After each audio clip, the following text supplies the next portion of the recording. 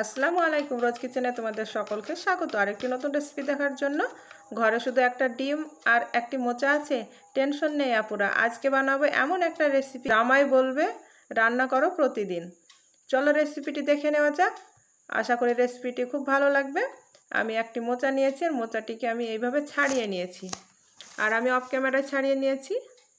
আর এইভাবে দেখো কাঠির মতো আছে, আর একটি সাদা অংশ আছে, এই দুটোকে ফেলে দিবে। এই দুটো সিদ্ধ হতে চায় না। দেখো, আর ছাড়িয়ে নেওয়া খুবই সহজ। অনেকে ঝামেলা মনে করে যে মোচা ছাড়াতে অনেকটা সময় লেগে যায়, কিন্তু অনেকটা সময় লাগে না পুরা, খুব তাড়াতাড়ি মোচাগুলো ছাড়িয়ে নেওয়া যায়। দেখো, আমি প্রত্যেকটা ছাড়িয়ে নিয়েছি, আর এইভাবে সব মোচাগুলো ছাড়িয়ে নেব।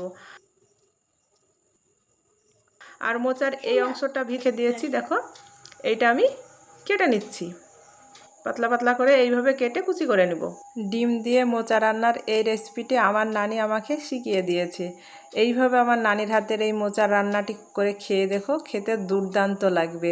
আর তোমরা সকলেই তো কম বেশি মোচা রান্না করতে জানো।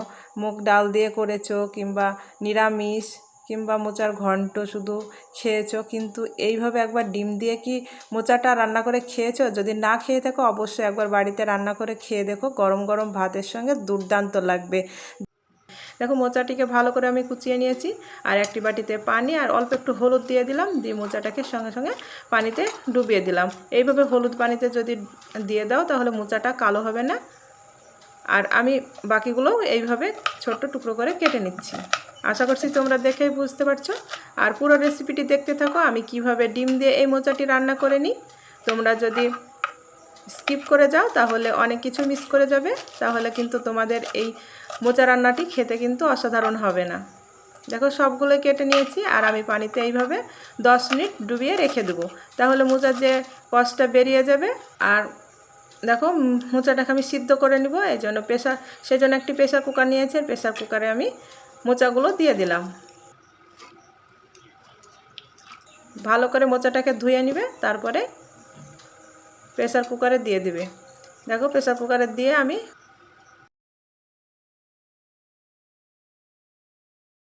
বেশ কিছুটা পানি দিয়ে দিলাম। আমি অল্প একটু হলুদ দিয়ে দিলাম, আর অল্প একটু লবণ দিয়ে দিলাম। এইভাবে ভালো করে একটু নাড়াচাড়া করে দিব, তাহলে খুব সুন্দরভাবে সব কিছু মিশিয়ে যাবে। দিয়ে আমি 2 থেকে 3টা সিটি মেরে নিব। চুলাতে বসিয়ে দিলাম, আর এখানটা আমি 2টি মিডিয়াম সাইজের আলু নিয়েছি। আলু দুটোকে খোসা ছাড়িয়ে নিচ্ছি, আর আলুটা আমি এখানটাতে মোচাতে দিচ্ছি। তোমাদের যদি আলুটা খেতে না মন চায় তাহলে তোমরা দিবে না, আলুটা স্কিপ করে দিবে। আলু দুটোকে ধুয়ে নিয়েছি, দিয়ে আমি কেটে নিচ্ছি।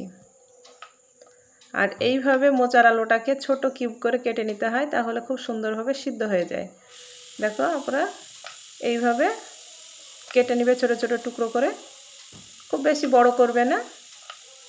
আশা করছি তোমরা দেখে বুঝতে পারছো। এইভাবে দুটো আলুকেই কেটে নেব।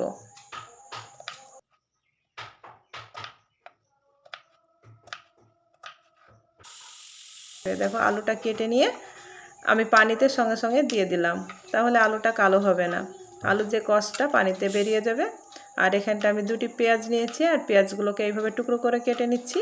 পেঁয়াজগুলো কাটা হয়ে গিয়েছে। আমি একটি টমেটো নিয়েছি, টমেটোটাকেও কুচি করে কেটে নিলাম। দেখো, আমার মোচাটা সিদ্ধ হয়ে গিয়েছে। একটি স্টিনারে ঢেলে দিলাম, বাড়তি পানিটা ঝরিয়ে নিব। দিয়ে আমি বাড়তি পানিটা ফেলে দিচ্ছি। চুলাতে কড়াই বসিয়ে দিলাম, আর সরিষার তেল দিয়ে দিলাম পরিমাণ মতো। প্রথমে আমি আলুগুলোকে ভেজে নিব।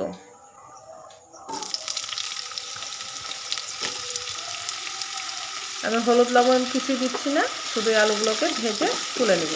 আর একটু লাল লাল করে ভেজে তুলে নিবে, তাহলে মোচার সঙ্গে খুব সুন্দর লাগবে খেতে।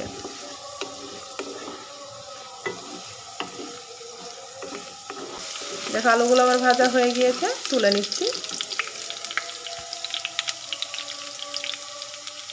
আর একটি ডিম নিয়েছি, আমি এখানটায় একটি ডিম দিয়েছি। তোমরা চাইলে 2টো বা 3টে ডিমও দিয়ে দিতে পারো। ডিমটাকে দিয়ে ভালো করে আমি ফেটিয়ে নিচ্ছি। এখানটা লবণ হলো তো কিছুই দিচ্ছি না, শুধু ডিমটাকে ফেটিয়ে নিচ্ছি। দিয়ে ওই কড়াইতে আমি আলুটাকে ভেজে তুলে নিয়েছি, ওই কড়াইতে আমি ডিমটাকে দিয়ে দিলাম। এক পাশ হয়ে গেলে উল্টিয়ে নিয়েছি, দিয়ে এইভাবে ছোট টুকরো করে ডিমটাকে কেটে নিচ্ছি।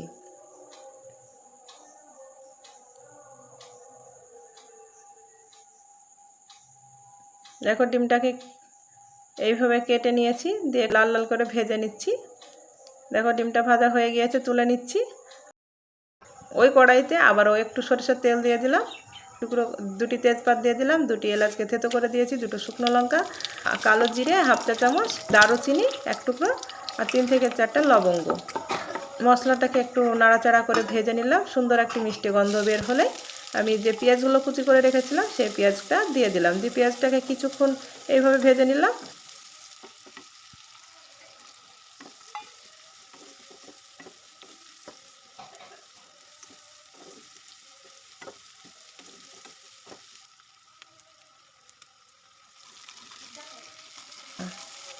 পেঁয়াজটা খুব বেশি ভাজবে না, হালকা করে ভেজে নিয়ে আদা রসুন বাটাটা দিয়ে দেবে, দিয়ে আদা রসুন বাটাটাকে একটু ভেজে নেবে যাতে কাঁচা গন্ধটা চলে যায়। এই পর্যায়ে যে টমেটোটা কেটে রেখেছিলাম সেটাও দিয়ে দিলাম, দিয়ে একটু ভেজে নিচ্ছি। দিয়ে স্বাদ মতো লবণ, পরিমাণ মতো হলুদ, হাফ চা চামচ জিরা গুঁড়ো, হাফ চা চামচ ধনিয়া গুঁড়ো, একটু নাড়াচাড়া করে নিয়ে আমি অল্প একটু পানি দিয়ে দেব, মশলাটা পুড়ে যাবে সেই জন্য। আর তোমরা যে পরিমাণে রান্না করবে সেই পরিমাণ অনুযায়ী সব কিছু দিয়ে নিবে। মশলাটাকে কিছুক্ষণ কষিয়ে নিলাম এইভাবে, দিয়ে ভেজে রাখা আলুগুলো দিয়ে দিলাম, দিয়ে মশলার সঙ্গে আবারও কিছুক্ষণ এইভাবে আলুগুলোকে কষিয়ে নিব। আর তেলটাও খুব সুন্দরভাবে ছাড়া ছাড়া হয়ে যাবে।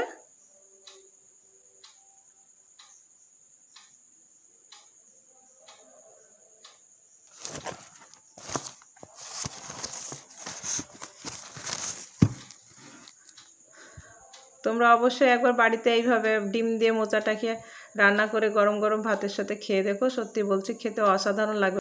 আপুরা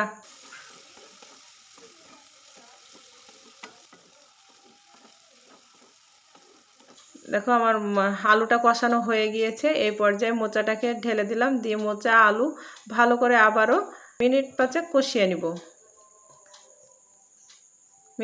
কষানো হয়ে গিয়েছে, দেখো অল্প একটু পানি দিয়ে দিলাম, এখানটা আলুটা সিদ্ধ হবে সেই জন্য ঝোলটা দিয়ে দিলাম। এখানে উষ্ণ গরম পানিটা দিয়ে দিবে। 10 মিনিট ঢাকা দিয়ে দিলাম, আর চুলার আঁচটাকে মিডিয়াম করে দিয়েছিলাম। 10 মিনিট পর ঢাকাটা সরিয়ে এইভাবে নেড়ে দিচ্ছি। এইভাবে আমি ঢাকা দিয়ে আলুগুলোকে সিদ্ধ করে নিব আর পুরো রান্নাটি করে নিব।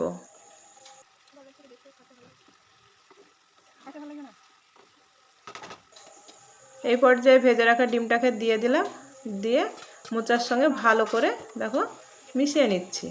4টি চেরা কাঁচা লঙ্কা দিয়ে দিলাম, আমি আগে কুচনো লঙ্কা দিইনি। এই পর্যায়ে আমি কাঁচা লঙ্কাটা দিয়ে দিলাম। তোমরা চাইলে তেলেও কাঁচা লঙ্কাটা দিয়ে দিতে পারো, তেলে আমি যে শুকনো লঙ্কা দিয়েছি সেই জন্য আমি কাঁচা লঙ্কাটা এই পর্যায়ে দিয়ে দিলাম।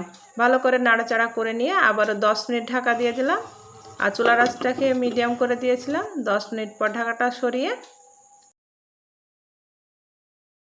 চামচ গরম মশলা গুঁড়ো দিয়ে দিলাম।